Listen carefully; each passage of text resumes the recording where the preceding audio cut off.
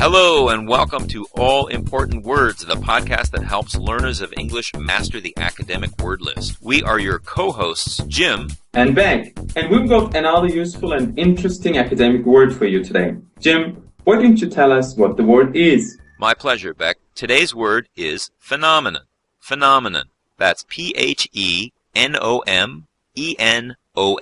This word is a noun, and as you can probably hear, it has 4 syllables, and the stress is on the second syllable. Ph-na-m-n. Phenomenon. Actually, that's how we say it in American English, but tell us how this word sounds in British English, Bek. Well, the Brits would probably say phenomenon. It's a slightly different vowel sound in the second syllable. Phenomenon.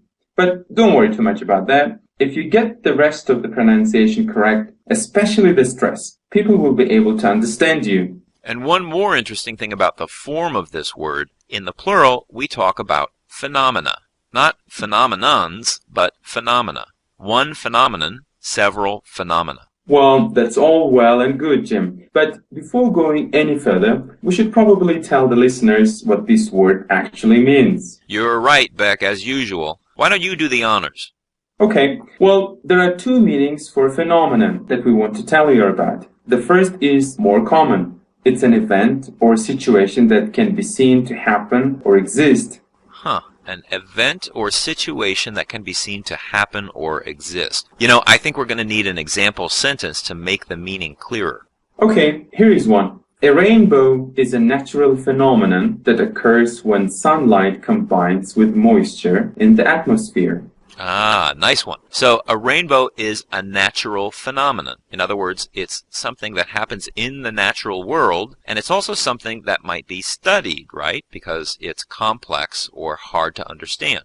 Exactly. Rainbows are natural phenomena that some people study. Another example of a natural phenomenon are earthquakes, which have been in the news recently. And that leads us to our next example. People who study earthquakes and related phenomena are called seismologists. I see. So you mean to say that a seismologist is a person who studies earthquakes and other types of similar events that happen in nature, earthquakes and related phenomena. Exactly. But we shouldn't give the listeners the impression that we only find phenomena in nature. We can also talk about a cultural phenomenon or a social phenomenon. That's right. For example, the modern social phenomenon of texting has changed the way many people communicate.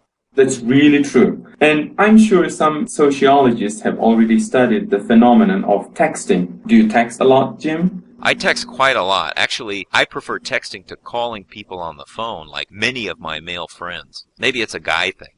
Or a male phenomenon, you might say. Indeed. So, in case you didn't catch them, we had some word combinations there. Adjectives like a natural phenomenon, a physical phenomenon, a cultural phenomenon, a social phenomenon, and a complex phenomenon. And some common verb collocations would be explain a phenomenon, observe a phenomenon, study a phenomenon, understand a phenomenon, and describe a phenomenon. You know, when you think about it, collocation, that is, the situation where some words are often used together with certain other words, is itself an interesting linguistic phenomenon.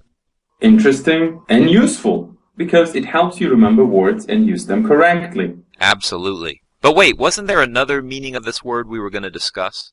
That's right. Let's not forget that another, less common meaning of phenomenon is someone or something that is very impressive or surprising. Yes, you could say someone or something that's very unusual because of a special quality or ability they have.